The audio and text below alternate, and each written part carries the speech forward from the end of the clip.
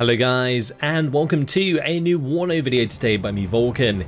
In this one I have for you a 10 versus 10 on loop, and I'm going to be playing with the 7th Panzerdivision. So today I wanted to bring you guys this replay because it's a division that I don't use too often.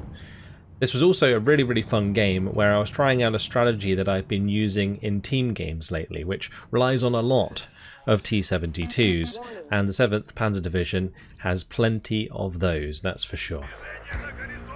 I also wanted to bring you guys this game today because it shows off plenty of different game mechanics, including snipers, which we just used there to take out the Milan 2, the Dragunov, killing that off, but also this game mode, Destruction.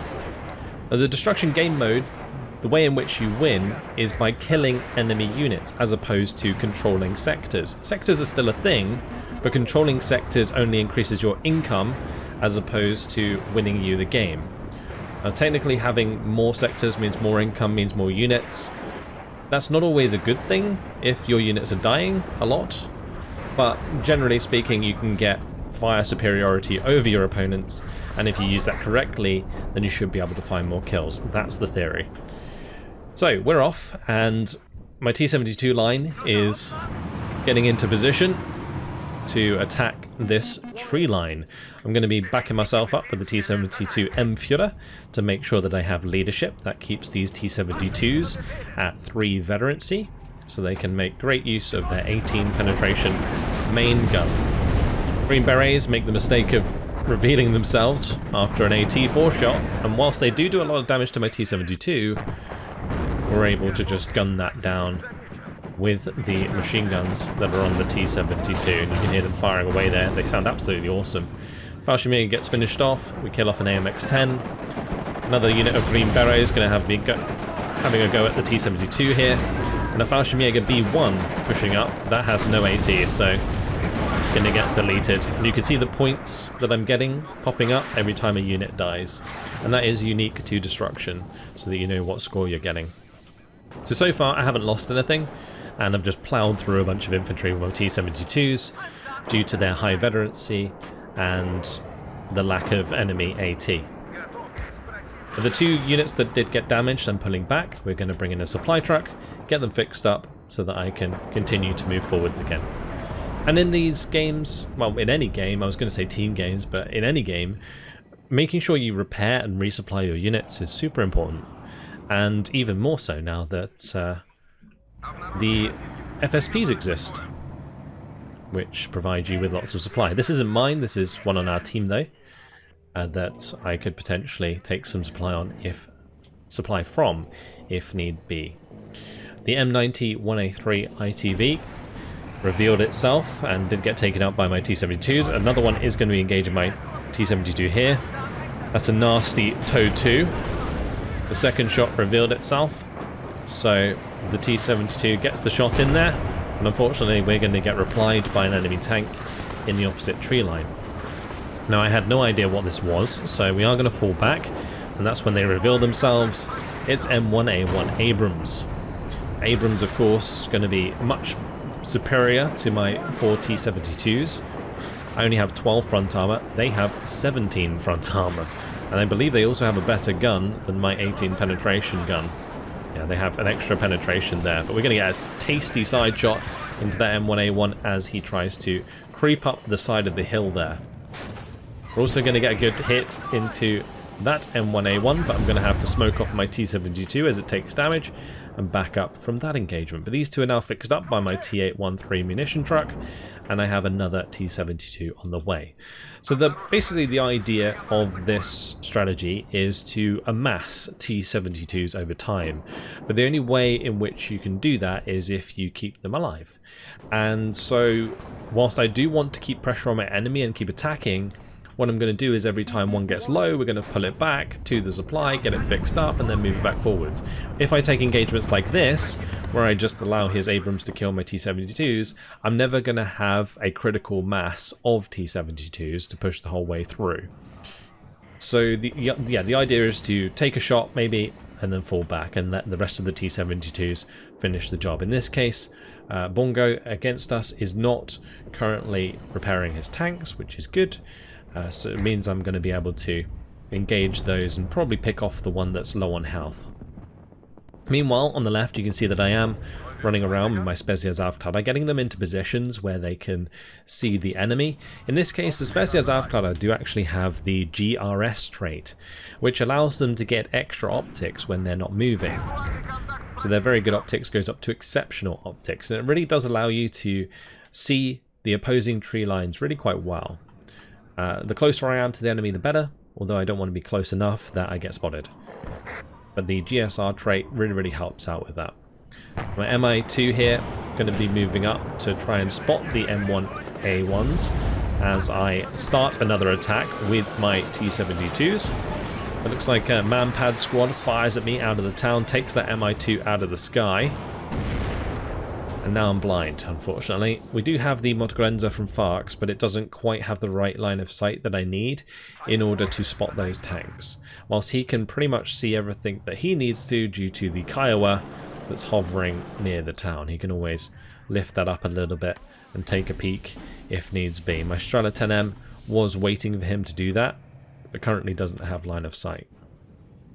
So here we're getting an attack ping from Lycus. He's basically pointing out that there is units in here. So my Dragunov going to be having a go at taking them out. We've got the Milan 2 and the M40 recoilless rifle in there. I'm going to see if my Dragunov sniper can get the job done. It does have the recon to see them. Currently it's trying to pick off the Milan 2, which is worth the most. And targeting units that are worth the most in this game is a good way to get a score.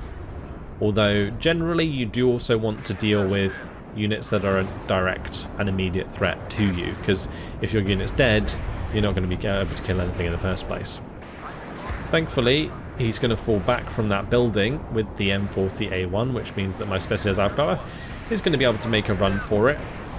I'm getting low on sniper ammunition anyway, so I wouldn't want to continue that engagement. You can hear rockets firing away. We're going to be hearing those a lot throughout this game. You can see that the rockets fire, they look really cool, and then they leave like a less of a trail than they used to, but you can still see them coming in. I actually really like the rockets effects now. They're not too glaringly obvious, but they are visible, unlike they were in the previous patch. But that was by accident. That was something that needed to be fixed. Either way, another Spezies Aufklärer going to be coming up and getting itself into position for the T-72s so that we have recon when we go for the attack. And this is basically how this works, is you attack and kill as much as you can. Hopefully your attack succeeds. If it doesn't, it can really set you back. But if it succeeds, then you stop, you wait, you repair any tanks that got damaged, you build up your support network again, get the recon in, get the AA in, and then you go again.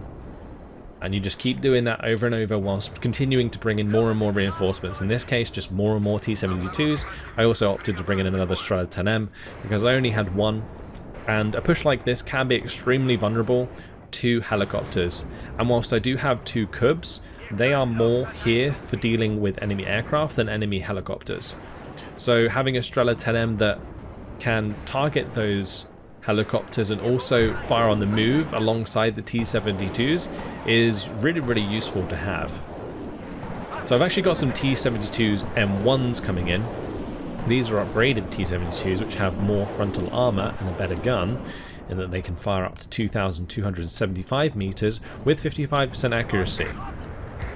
Here we go, T-72 is going to be moving forwards again. This T-72 takes a shot, smoke it, fall back. Another T-72 taking a shot, going to smoke it, fall back. In this case it got hit by the M3A1 Bradley CFB. I was a bit late on smoking that T-72, so it does go down. But we're trying to get as many hits in here as possible. This T-72 also struggling, this one as well. Both of them smoke off, going to fall back. Going to allow this T-72 to continue the engagement with the M3A1 Bradley because I do want to get something out of this. And I do manage to kill it off. We're also going to be able to take out the PVADs. And now we're looking for the engagement with the Abrams across the way. This one takes a hit, so I'm going to smoke it off, fall back. And we're going to drive this T-72 forward, see if I can get more damage onto this Abrams, take it down to 1 health. I'm going to commit for the next shot. And we find the kill. Because I was reloading faster than the Abrams, I was happy to take that engagement. And in this case, it was even more helped by the autoloader. Soviet equipment does generally have autoloaders on their tanks. T-62s don't have autoloaders, but T-72s, T-80s, T-64BVs, I believe, have autoloaders, yeah. You can just check if you press I and bring up the information panel and hover over these icons. It does tell you what they mean. So in this case, autoloaders, they don't lose reload time when they are under stress, which is really, really useful. So that has allowed us to get a kill on the M1A1 in that position, because his M1A1 was stressed, so was my T-72, but because I had an autoloader, I didn't lose the reload time, and therefore could get the second shot off before he could. And now we've just gone ahead, killed a couple tanks, and we're going to make a serious push here. Try and capitalize on our numbers advantage that we've just made for ourselves in order to kill the next Abrams. And this is where T-72s can be extremely scary, because they can trade up massively. In this case, these T-72s, most of them cost 110 points. And you can see every time I'm killing an M1A1 Abrams, it's costing them 240 points. So I'm getting more than double the value out of a T-72 every time they kill an Abrams. In the case of the T-72 M1s, they are 160 points. So it's less value for them, but it is still really good value. And in this case, we're trading multiple M1A1s and not losing a single T-72, because every time I'm falling back with the T-72s and repairing them. I'm going to make a smoke wall here with my T-72s at the front, just to save them from the poor Thunderbolt that just got shot out of the sky by my Cubs. But with that, I'm going to be falling back, because I've kind of overextended. I don't want to get too far away from my AA, and that's exactly what's ended up happening. And now a Cobra going to be coming in, causing issues. This is a tow Cobra, which has an ITO. This has 20 damage, 20 penetration. Whilst it won't be as scary for the T-72 M1, it is very scary for a normal T-72. It's only going to take 2 shots to kill one.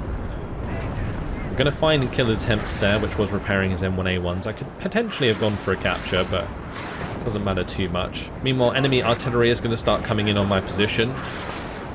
My Strela 10M's going to try and drive up and kill the tow Cobra. So yeah, you don't need to keep these still. Like, attack move doesn't actually really matter here. I can just use a move order, and these Strela 10M's will be just as accurate on the move as they are when they're stationary, and that's because their motion accuracy is the same as their static accuracy. This is something that you can really use a lot on heavier tanks, because like M1A1 HAs, like Leopard 1A5s is a great, 2A5s, 2A4s is a great example. They have exactly the same motion accuracy as they do stationary, and that's so useful for charging enemy like positions of any kind. Yeah, the Strela 10M's coming up there, taking out the AH-1F exactly as we need. My Cubs are also moving forwards now so that we don't get a 10 again. Like that Warthog definitely could have done a lot of damage. It did kill one of my T-72s, but we shot it down in reply, so it wasn't so bad. And again, I'm just kind of waiting to consolidate once again as more T-72s come in. And every time I'm making one of these pushes, because I'm focusing so much on the micro, I'm ending up with a lot of floated points that I'm then bringing in all at once. And this isn't necessarily a bad thing. Like, I don't feel like floating is necessarily a bad thing, particularly in larger team games, because it allows you to bring in waves. And waves of units are often better to use than bringing your units in piecemeal, because it allows you to build up big pushes that give you momentum moving forwards. Whereas if you kind of bring in units one by one and try and duel with every single unit, there's a good chance that you might lose a unit here and there, and then you never have the critical mass to really break your opponent's defenses, and those defenses are generally much thicker in a larger team game. I do apologise about the kill list. This is showing the kills and losses for the entire team. I can't turn it off or anything, I don't think. So you'll just have to bear with that. It can be a little bit confusing because I can't really point out exactly what I'm losing. But regardless, multiple T-72s getting ready. You can see I'm lining them up. In order to line them up like this, what I'm doing is I'm holding right click and dragging, and you can set formations if you do that. So you could do like a line formation, you could do like a column formation, you could do like a double line formation, whatever, if you just hold down the right click. I really wish that they would add it so that you can press Q, like attack move, and then do the same thing if you're like holding Q and then like hold your right mouse button at the same time, then it gives your tanks like a attack move formation order. That would be really awesome. At the moment what you have to do is you set up their formation, you just give an attack move, and if you place the attack move far enough away, they will generally stay roughly in that formation as they move forwards. The other way you can do it is you can press tab to scroll through all of your units and give them individual orders, and if you do like a line of them as you push forwards, they will all push up in that line. Another Thunderbolt going to be coming in, looking for more kills onto my T-72s. I still have Cubs in position, and that is very dead. So the beauty of these Cubs is I bring them in at 2 veterancy, and it does make them reasonably accurate.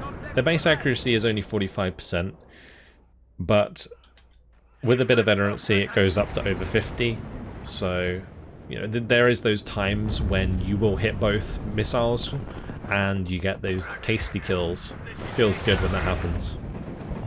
So I'm going to make another push, and I end up running into an absolute ambush of HGMs that my enemy have set up. Also, the recoilless rifles getting involved. You saw one fire out of the side there. I've lost one T-72 already. I was thinking that that HGM was going to hit the first T-72, actually ends up hitting the second one. Thankfully, not going to be too worried about that, but I am going to have to start falling back a little bit with some of these tanks. Any that are getting damaged, we're falling back and we're going to just fix up and then we'll make another attack. In this case, I am still killing units, so I'm quite happy to kind of cycle out the units as and when I need them. So in this case, for example, we saw the fire team leader that was trying to capture this. Leaders in this game mode are not only good kills because they give you the sector, if I kill it in this case, but they also give you a lot of points. Leaders are worth a lot, so you do hunt them down a lot in destruction game mode. So T-813s, juicy munitions, going to be helping fix up the tanks a little bit and preparing me for another push. Another T-72 arriving to back up the ones I already have. I've got 2 Mi-2s. The man-pad in the town still trying to hit this one, so I am going to land it, but the one further to the right going to be coming up. Because my Spezialzaufgabe kind of got left behind and is now on the left, I needed something to scout on the right for me. So I'm going to be spotting a unit here, and I'm also going to be able to move forwards and spot other units. We've also got Farks bringing up the BRDM2, which was helpful. And yeah, on the left, my Spezialzaufgabe is currently leading my T-72M there. Unfortunately, Strela 10M gets utterly deleted. Check out this artillery coming in. It's doing so much damage to me. Those were M10s. They are extremely strong at the moment. You've got to be very careful around them. Another tank going to go down. Gets smacked in the side armor by an HGM. And I figure pretty quickly that that is a Toad 2, just because of the sheer amount of damage it's doing, even to the T-72M, which has a little bit more armor than the normal T-72.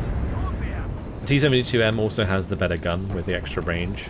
That was something that I also didn't mention earlier when we were facing the M1A1s. The closer you are, the more penetration you have and the more damage you deal. So in the case of the T-72 versus the T-72M, the gun on the T-72M is so much better. Even though it has the same penetration, the reason it's way better is not only the accuracy as well, but because you have extra range, it means the closer you are, the more penetration you have by like an extra 2 AP or so. So you're going to be doing like an extra 2 damage at every range.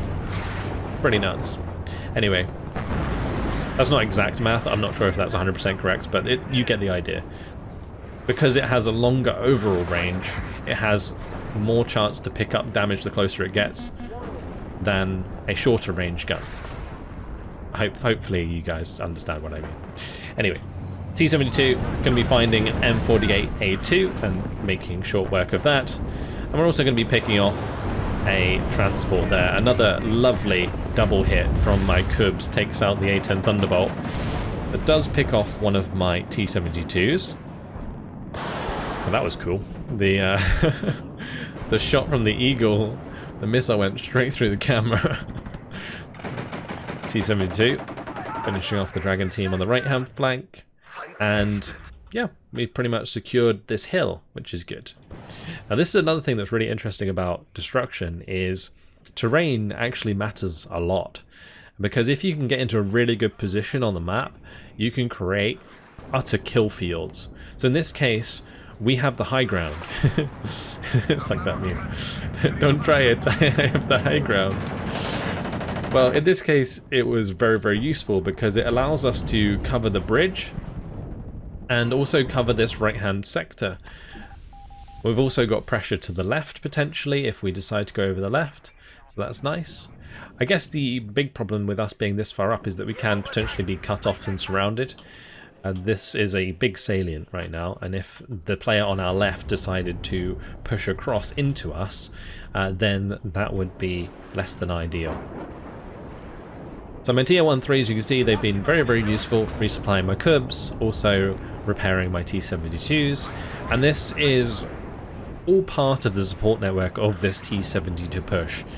Repairing, resupplying, making sure that I have everything that I need nearby. In this case, the T-72M, I've kind of left it behind because it was getting a bit risky as I pushed further forwards. I'm also getting to a point now when the players at the back are unfortunately losing their artillery because we've managed to push so far over, and I've managed to get T-72s onto the far bank here. Or to shoot across onto the far bank. So the artillery piece, the M110, well, I think that was a 107 maybe. Oh no, it was an M110. Yeah, it gets killed. Which is good, because that's an artillery piece that can be quite scary for our team. Now I was thinking, I've got to secure my left flank. If they come in from the left right now with a bunch of tanks, I'm just going to lose all of my AA, and then what will happen after that is the A-10s and stuff that we've been seeing will be able to come in and kill us off, or at least, you know, a plane that's left from our opposing players. The guy who was using the A-10s, I think, had lost both at this point. He probably didn't have any more, so that wasn't so much of a threat as it was before, but there's still a good chance that other players will see us this far up on the map and decide to help out. Although it looks like our team elsewhere was also doing very, very well. So maybe not so much of a threat. But in this case, yeah, I've got the Pioneers going to be engaging the Fallschirmjäger with the support of the SBW-70s. These SBW-70s are the transport of the Pioneers. And they do have the KPVT, which is a very strong machine gun. Unfortunately, the M110s want to get involved, and infantry really doesn't last under their fire. We're also getting shots coming in from the other side of the map at the same time, and all four Pioneer squads get obliterated. Now, it is somewhat tempting to try and push across into the town with the tanks and the APCs, but what I'm going to do is just be patient, and we'll push in there once we get some more infantry once again. Meanwhile, this T-72 is going to go for a drive.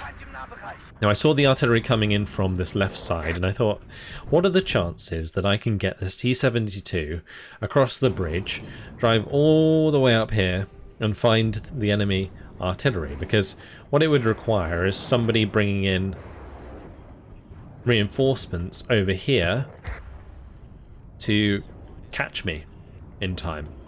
Because the reinforcing road is here, and the reinforcing road is here. So if I drive up here and then left, it's unlikely that I'm going to bump into anything unless there's like a tank maybe here that can shoot up this road and stop the T-72s. Spreading out like this is quite risky for the T-72s as well. If there's like an Apache that just like flew over, and it could just kill all of these because there's no AA nearby.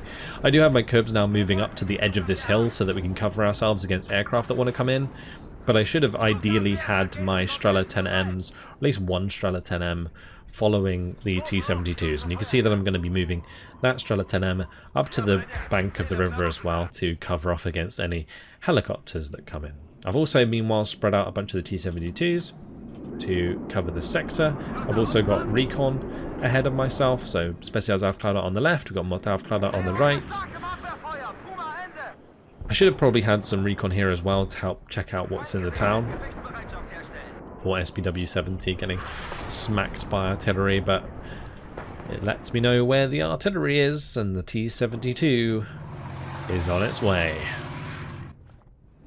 So yeah, we crushed our opponent. We managed to make a massive salient with FARCs, and now I've kind of spread out my T-72s to try and find enemies to kill. Leopard 2A3 almost takes a second shot at my T-72M, but I managed to smoke that off in time. Meanwhile, T-72 has found Osama's M110s. This was actually quite funny. On the enemy team, we had a player called Obama bin Laden. And then on our team we had a player called Osama bin Lifting. So yeah. It was like the war of the two. And they do end up fighting each other. I believe it was on this left side at some point. Yeah, Osama bin Lifting's here, and Osama bin Laden, Obama bin Laden, sorry, is there. So they do end up fighting each other, which I found quite amusing. I think Osama bin Lifting, I'm not sure if that's the same person who makes the Blitz War mod for the war game, but either way, we are going to be killing off the enemy artillery over here. We even took out a CH-53, and now what I'm going to be doing is destroying the Feld Depot, because I could capture it, but I figured that having a supply depot on this side of the river is so impractical for our team, I might as well just deny it from the enemy. And it also gives us score when we kill it. So we're just going to be directly firing at it until it blows up. And there it goes. Big explosion. Lycus managed to pick up the kill there, so we don't get to see the score. But that would have been worth about 260 points that Lycus decided to steal from me. Sad times. You can see my score currently on the right hand side. We got 4,974 points worth of kills. We just destroyed a Fallschirmjäger B1. I'll leave that open so you guys can keep an eye on it. Yeah, but yeah, we killed that in the town, and now we're going to be forcing off any other infantry as my pioneers move through. I've got my SPW-70s kind of scouting around the edge of the town so that they can get into positions where they can use their machine gun to support me. Same deal with the two T-72Ms.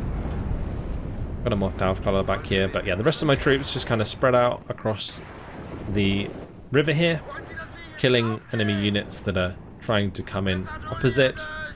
In this case, nice hit by the T-72M1, the M1A1, completely blind to my unit there. I'm blind to it as well because I don't think the BRDM was far enough forwards, but we still managed to pick up that kill for 240 points.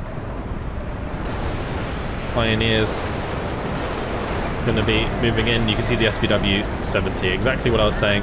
I'm attack moving up on this right hand side, and that's going to allow me to get the machine guns on target. So I'm also now enveloping this position with the T-72Ms, and I'm coming up behind the Marder 1A3s here that are sitting behind the town, taking them out. I'm also putting pressure onto the command unit that was here that is trying to make a runner. Meanwhile, we have Lycus coming in from the left, and we've got Osama bin Lifting coming in from the far left side as well. And we're just going to try and enclose around the enemy. And this is like the beauty of destruction for me, is that you do get these like really cool envelopments and just engagements in general. Su-22 coming in there for the missile onto the Leopard, does manage to kill it, but the Eagle, well timed, does kill it. Unfortunately, it's going to fly over an absolute ton of AA. Is it going to get shot down? Doesn't look like it. The Eagle does have a ton of ECM. But yeah, I lose my Su-22, but we kill off the enemy command vehicle. We also kill off the Leopard. We're going to find another command, the Panzerdivision, so we're going to be looking to take that out as well. Kind of racing like us here for the kill as we cut off the retreat from the backside of the sector, pushing in from the front with the Pioneers. And it's just the perfect T-72 envelopment of the enemy. And just tactics like this, when it pays off, it's just so cool. T-72M there trading with an AMX-10. I am picking up kills elsewhere all the while. Another one going down, another unit. Hawks are in here as well, so we're getting into the back line and killing their AA. And just sweeping through. Another Hawk. That's going to get taken out. And that's cleaned them all up. So I feel like this is a pretty simple strategy that anyone can do. The T-72s, bring in a couple cubs, make a nice strong push, just make sure that you're microing your tanks properly, repair them, push them back forwards. The game ended early because the enemy team had no secure command zone within time limit. You get, I think it's 300 seconds. So like what, 6 minutes or 5 minutes to hold a sector, and you have to hold a sector entirely. If all of your sectors are like contested, that starts to count down, and then when it gets to 0, the game ends. So you got 5 minutes of like time to recover. The enemy team did not recover because we absolutely annihilated them. 6,149 kills to 2,360 losses. Absolutely brutal attack with my T-72s that traded very, very well against the M1A1s. The best thing to do on top of what I just did is potentially bring in like rocket artillery, or even just like Akatsayas, like something tube artillery wise that can cause cohesion loss to the unit you're just about to attack, and that then also helps as you push forwards, because they will lose reload time, they will lose accuracy, and you can exploit that, especially if you're keeping your own tanks at high veterancy, which I was trying to do purposefully, specifically at the beginning with the T-72M Führer. And that's pretty much it. Yeah, the T-72Ms strike very nice and hard, and we get a nice full envelopment on the enemy. Cracking game. Hopefully you guys enjoyed it. Thank you very much for watching, and I'll see you guys in the next one. Goodbye.